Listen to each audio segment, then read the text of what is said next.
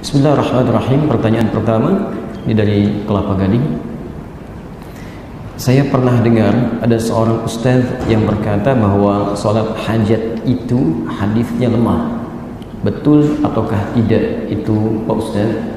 Baik, ada yang bertanya tentang sholat hajat. Kita akan coba definisikan dulu ya, supaya kita terbiasa mengetahui dulu persoalan sebelum diberikan landasan hukumnya. Karena tidak mungkin memberikan dalil kalau tidak paham tentang persoalannya. Ini poin pertama yang paling penting kita garis bawahi. Jadi jangan pernah menempatkan satu dalil sebelum kita paham masalahnya, sehingga tidak keliru mengambil dalil untuk persoalan tertentu. Nah, sekarang ada persoalan tentang pertanyaan sholat hajat. Apa itu dulu yang disebut dengan sholat hajat? Bapak Ibu sekalian, ada dua hal yang mesti dibedakan dulu ya. Hal pertama, patut dipahami bahwa semua sholat itu adalah hajat. Ingat itu ya, semua sholat itu adalah hajat. Hajat itu kebutuhan yang ingin disampaikan. Ya, kebutuhan yang ingin disampaikan. Dan perintah Allah saat meminta kita menunaikan sholat, itu memintakan pada kita untuk menyampaikan kebutuhan kita dalam sholat. Karena itu secara bahasa, sholat disebut dengan doa. As-salatu hiya doa. Sholat itu adalah doa. Sedangkan doa permohonan seorang hamba kepada Rabbnya tentang hajat kebutuhan yang dia miliki. Dibukalah kemudian perintah sholat di Al-Baqarah ayat ke-45 itu, posisi paling kanan di tengah agak sedikit ke bawah. Lihat kalimatnya, wasta'inu bis-sabri was-salah. Wasta'inu, saya berulang kali menafsirkan ayat ini. Dan jika Anda memiliki persoalan dalam hidup, punya kebutuhan, ya, maka mohonkanlah solusinya kepada Allah. Satu, bis-sabri, dengan cara sabar dulu menerima persoalannya. Jangan mengeluh, ingat itu ya, berkali-kali saya sampaikan ini. Kalau sedang punya masalah, bukan Anda aja yang punya masalah, orang lain pun punya masalah. Karena masalah itu dititipkan oleh Allah sebagai ujian untuk meningkatkan kualitas hidup kita. Dan standar masalah, standar Quran ya, Quran surah kedua ayat 286, la yukallifullahu nafsan illa wus'aha. Tidak mungkin Allah menguji seorang hamba dengan masalah kecuali dia sanggup mengatasinya. Jadi standar masalah itu tidak akan diujikan kecuali hambanya sanggup. Jadi kalau Anda saat ini pun punya masalah sifatnya berat luar biasa, itu artinya cuma Anda yang sanggup. Orang lain belum tentu sanggup dengan persoalan itu. Jadi jangan mengeluh saat punya persoalan, sabarlah diterima. Setelah itu wassalah, mintakan hajat solusinya kepada Allah dalam sholat. Karena itulah ketika sholat kita kemudian memohon kepada Allah. Perintahnya wasta'inu. Jika Anda ingin robah dalam bentuk hajat, ya, minta tolong, maka kalimat ini berubah kalimatnya dari wasta'inu menjadi nasta'in. Ini standar dalam bahasa Arab, standar. Jadi perintahnya wasta'inu, kan? Wasta'inu. Ini perintahnya, fi'il amr namanya, fi'il amr. Jadi ketika Anda ingin rubah dalam bentuk permohonan, talab, ya, talabus syai', ini berubah karena ini bentuknya jama', ya, dirubah ke dalam bentuk jama' menjadi singkatan dari nahnu, nasta'in. Ya, jadi nasta'in. Oke? Jadi kata Allah, jika Anda punya persoalan, punya hajat, mintakan solusinya. Terima dengan sabar, minta lewat salat, wassalah, kan? Kemudian ketika salat kita minta, ya, diajarkan oleh Allah. Kita ucapkan, kami mohon solusi ya Allah. Ini kami punya hajat, kan? Hanya kepadamu kami minta. Hanya kepadamu disebut dengan iyyaka namanya. Iyyaka. Maka kita katakan iyyaka nasta'in. Dan kalimat ini diajarkan oleh Allah Subhanahu wa taala dalam bacaan salat kita. Disampaikan oleh Nabi sallallahu alaihi wasallam. Iyyaka. Apakah saat salat kita mengucapkan kalimat ini? Ya, kita ucapkan iyyaka na'budu wa iyyaka nasta'in. Jadi, saat salat, dalam setiap kesempatan salat kita menyampaikan hajat ini.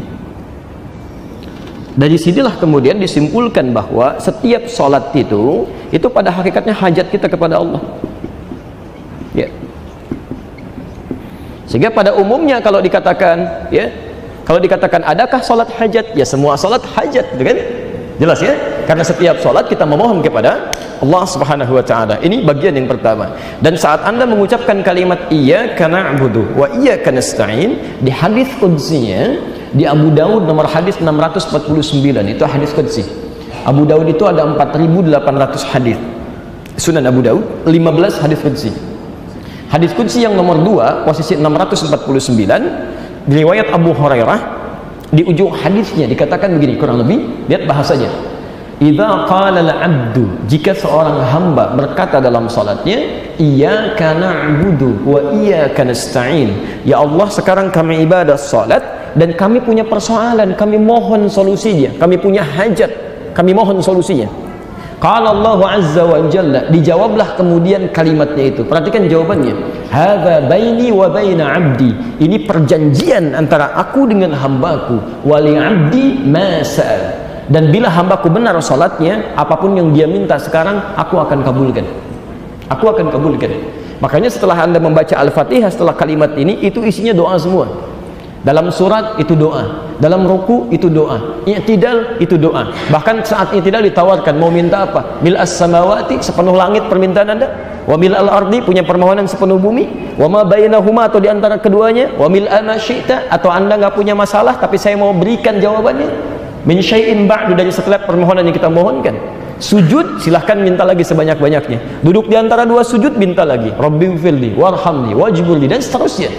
Sampai dengan tahiyat akhir pun sebelum salam masih minta juga, minimal 4 permintaan kan. Di hadis Muslim nomor hadis 588, Allahumma inni a'udzubika min azabi jahannam wa min azabil qabri wa min fitnatil mahya wal mamat wa min syarri fitnatil masiihid dajjal. Jadi semua permintaan hajat dunia akhirat. Jelas ya? Baik, jadi bagian pertama kalau disebutkan salat hajat, semua salat itu hajat. Karena itulah kemudian diwajibkan kita sholat minimal 5 kali dalam sehari, yang wajib itu, yang fardu itu 17 rakaat. Itu Allah nggak butuh dengan sholat kita. Jadi semuka langit dan bumi pun tidak sholat kepada Allah, tidak akan menurunkan status Allah sebagai Tuhan. Allah nggak rugi, yang rugi kita. Karena Allah ingin menuntaskan seluruh hajat yang kita miliki. Jadi kalau orang sholatnya benar, subuh punya masalah, zuhur selesai. Ya, maaf, zuhur punya masalah, asar tuntas. Karena kaidah salat begitu. Quran surah 65 ayat 2 ujung ayat kedua, ya kan? Sampai di ayat ketiga, bahkan sampai keempat. Wa may yattaqillaha yaj'al lahu makhraja. Setiap orang yang meningkatkan takwa, maka kami berikan keringanan hidupnya, berikan solusi dari setiap persoalan yang dia alami. Wa yarzuqhu min haitsu la yahtasib. Semakin meningkat lagi takwanya, rezekinya kami berikan dari sisi yang bahkan tidak dia duga. Orang nyari rezeki lelahnya luar biasa, orang ini belum berangkat rezekinya sudah menunggu dia. Ya. Yang ketiga, wa may yattaqillaha yaj'al lahu min amrihi yusra. Semakin meningkat lagi, kami jadikan semua urusannya mudah. Jadi kalau ada orang mudah beraktivitas, bukan berarti nggak punya masalah. Barangkali semakin takwa dia, masalahnya diringankan oleh Allah sebelum dia alami. Bukan nggak punya masalah, bukan tidak punya persoalan. Cuman sebelum dia lakukan, sebelum dia alami, Allah sudah ringankan karena dia berhasil meningkatkan takwanya kepada Allah Subhanahu wa taala. Nah, kalau Anda bertanya bagaimana cara meningkatkan takwa, disebutkan 115 kali dalam Al-Qur'an. Kalimat pertama tentang takwa itu terkait dengan salat. Al-Baqarah ayat kedua sampai 3. Dzalikal kitabu la raiba fihi hudan lil muttaqin. Siapa orang takwa ini? Ayat 3-nya. Alladzina yu'minuna bil ghaib wa yuqimunas shalah, yang sempurna salatnya. Jadi kalau salatnya benar, baik ditunaikan, maka selesai persoalan. Makanya mohon maaf, urusan salat ini Nabi begitu ketat, Pak, Bu ya. Persoalan salat Nabi sangat ketat. Anda salah sedikit saja itu diminta diulangi. Bukan cuma kita tuh. Saya sering katakan hadis ini di Al-Bukhari nomor hadis 751, 757, dan hadis Muslim nomor hadis 397. Babnya babul musi fi shalah, bab tentang orang yang salatnya bermasalah. Qila bima ma'na ja'a rajulun ila Nabi sallallahu alaihi wasallam. Datang seorang lelaki pada Nabi sallallahu alaihi wasallam, namanya Khalad Az-Zuraiqi, kan? Kemudian fadakhala ila Masjidin Nabawi, masuk ke Masjid Nabi, fa shalla bi jambin Nabi, salat di samping Nabi. Setelah tuntas salatnya, falamma sallama yaminan wa shimala, setelah salam ke kanan dan ke kiri, faqala lahu Nabi sallallahu alaihi wasallam. Nabi sallallahu alaihi wasallam langsung berkata pada orang ini, "Shalli fa innaka lam tusalli." Anda silahkan sholat lagi karena Anda belum sholat, padahal sudah salam. Fa'ada sholatahu thalatha marat, maka diulangi sholatnya sampai 3 kali. Faqala lahu Nabi sallallahu alaihi wasallam mithla ma kana, tapi Nabi tetap mengulang kalimat yang sama, shalli fa innaka lam tusalli. Anda sholat lagi karena Anda belum sholat. Kemudian dia berkata, ya Rasulullah ma uhsinu ghairah, ya Rasulullah saya tidak bisa lebih baik lagi daripada ini, alimni, tolong ajarkan saya. Maka diajarkanlah oleh Nabi, lihat kalimatnya, idza qumta ilas shalah asbaghul wudu. Kalau salat kamu ingin sempurna, perbaiki dulu wudunya. Begini cara menyempurnakannya. Diajarkan dari awal sampai akhir. Tsumma istaqbilil qiblah, menghadap ke kiblat. Begini caranya.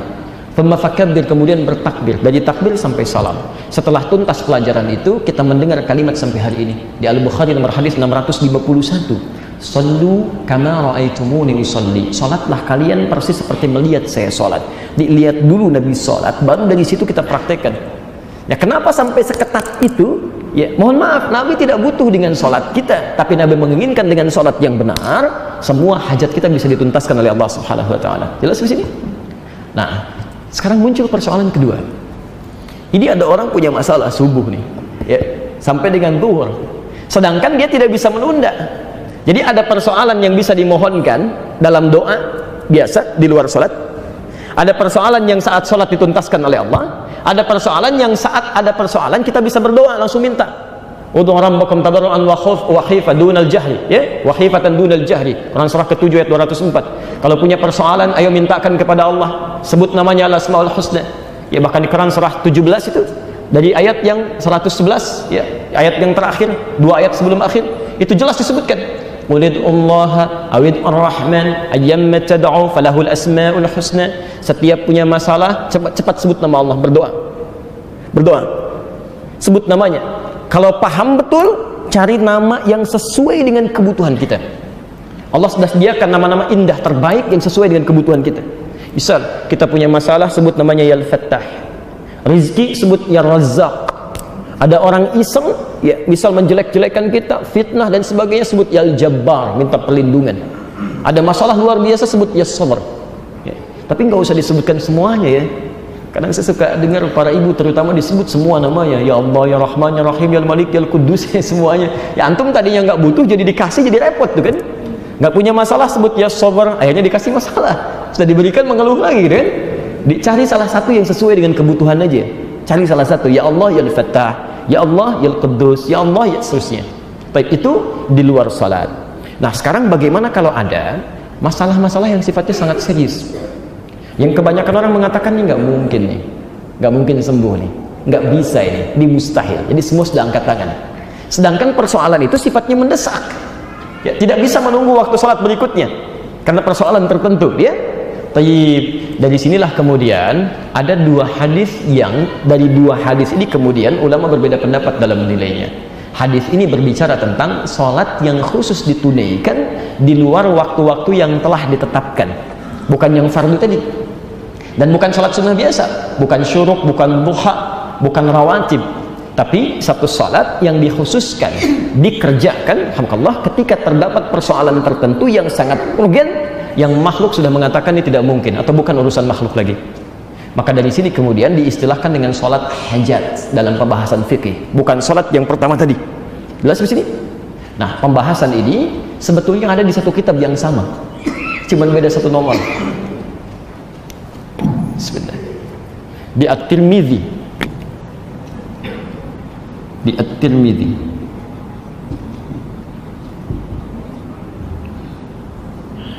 Imam At-Tirmidzi. Nama aslinya Muhammad, ya, berasal dari Tirmidz. Ada yang menyebut Turmuz, maka dikenal dengan At-Tirmidzi. Ini orang soleh, Pak, Bu. Luar biasa, hafal Al-Quran, hafal banyak hadis, dekat dengan Allah, tahajud tiap malam, puasa sunnah, dan di akhir hidupnya itu matanya buta, menangis karena banyak nangis itu. Banyak nangis, ditanya, ya Syekh, lima hakada, kenapa mesti seperti ini? Kata beliau, saya takut bakal saya masih kurang menghadap Allah Subhanahu wa ta'ala. Jadi masih menangis di ujung hidupnya karena khawatir saat meninggal bakalnya masih kurang. Coba bisa nggak Anda bayangkan, imam besar, hafal Quran, hafal banyak hadis, kan, dekat dengan Allah, tahajudnya rajin, dan puasanya luar biasa, masih menangis di ujung hidupnya karena takut bakalnya masih kurang. Jadi kalau kita merasa bukan imam besar, belum hafal Quran, tidak rajin tahajud, belum rajin puasa sunnah, belum hafal Quran, hati-hati. Ya, banyak lebih daripada itu. Ini sudah sepuh masih karaokean juga misalnya. Itu kan ada yang harus diperbaiki, ya. Ingat, saya hanya ingin mengingatkan saja, bukan berarti memberikan celah, tidak, ya. Ya. Kembalikan. Nomor hadis 1384. Cuman beda satu nomor. Satu lagi 1385. Yang ini riwayatnya dari Abdurrahman bin Abi Aufa. Yang ini riwayatnya dari Uthman. Kita teruskan sampai ketemu orangnya ya, sampai ketemu akarnya. Bin Hunayf ya. Jangan berargumentasi kalau kita tidak paham tentang akar masalah. Kita temukan dulu persoalannya, baru kemudian kita lihat hadisnya. Baik, Bapak dan Ibu sekalian, teman-teman, hadis yang pertama, yang nomor hadis 1384, diriwayatkan seperti saya tuliskan dari Abdurrahman bin Abi Aufa. Ini yang dipersoalkan hadisnya, karena hadisnya sangat lemah sekali. Bukan cuma dhaif, tapi dhaif jiddan. Dhaif jiddan. Mengajarkan doa dari Rasulullah SAW, ketika Anda punya masalah, punya hajat, ya, maka berwudulah, tunaikan salat, kemudian Anda mohon kepada Allah, ya Alimul Hakim, dan seterusnya hadis. Ya, di sini dinilai oleh para ulama, bahkan Imam Al-Bukhari menyebut hadis ini dengan munkarul hadis. Ya, munkarul hadis. Jadi Abdurrahman bin Abi Aufa ini dinilai oleh Imam Al-Bukhari dengan munkarul hadis. Hadis munkar itu, hadis munkar adalah hadis yang diriwayatkan oleh orang-orang yang pribadinya bermasalah. Isinya belum tentu salah kalimat hadisnya, cuman orangnya bermasalah. Karena orangnya bermasalah, maka hadis itu cenderung diingkari, tidak diambil. Awas, khawatir menjadi celak nantinya. Karena segala sesuatu yang berasal dari Nabi mesti dijaga, termasuk perilaku orang yang meriwayatkannya. Ini yang kehati-hatian termasuk yang sangat ketat dalam Islam. Di konsep agama lain nggak ada, sangat ketat. Dan yang paling ketat menerapkan ini Imam Al-Bukhari. Imam Al-Bukhari itu pernah beliau jalan kaki untuk mendapatkan hadis. Begitu tiba di tujuan dan jauh-jauh jalan, beliau kan lahirnya di Bukhara tuh, di Bukhara. Ya, kalau sekarang Khorasan, Uzbekistan. Ya. Itu kalau cari hadis sampai jalan ke Irak, sampai ke Madinah, sampai ke Mekah, sampai ke Mesir. Anda bayangkan jalan kaki, Pak, Bu. Ya. Dan kendaraannya terbatas. Yang ada pada saat itu paling unta, ya, keledai, kuda, itu pun kalau punya uang, kalau enggak ya jalan. Ya. Apa yang terjadi? Begitu sampai di tujuan, itu melihat pemilik hadisnya sedang bermain dengan ayamnya. Sering saya kisahkan ini. Ya, seperti mau ngasih makanan padahal tidak. Ya. Ayamnya datang kemudian ditangkap. Ketika dilihat seperti itu langsung berbalik Imam Al-Bukhari. Tetangganya bertanya, "Ya Syekh, lima ta'ud? Syekh sudah jauh-jauh ke sini, kenapa balik lagi?" Kata Al-Bukhari, kalau pada ayam saja berdusta, maka bagaimana dengan Rasulullah SAW? Dengan hadis Rasulullah SAW. Karena itu hadis beliau ditempatkan di urutan pertama. Ya, saking ketatnya. Dan kalau kata Imam Al-Bukhari sudah munkarul hadis, hadisnya munkar, maka beliau tidak akan ambil. Yang pertama ini, karena hadisnya sangat dhaif, bahkan disebut dengan munkarul hadis, maka para ulama tidak mengambil dia. Ini bagian pertama. Nah, hadis yang nomor dua, ini yang unik. Nomor 1385 masih di At-Tirmidzi, diriwayatkan dari Uthman bin Hunayf radhiyallahu ta'ala anhu. Tapi yang kedua ini hadisnya dikisahkan bima makna qila ja'a rajulun dharir ila Nabi sallallahu alaihi wasallam. Datang seorang laki-laki yang tidak bisa melihat, buta, pada Nabi sallallahu alaihi wasallam. Dia berkata, "Ya Rasulullah, doakan saya untuk sembuh. Doakan saya supaya sembuh."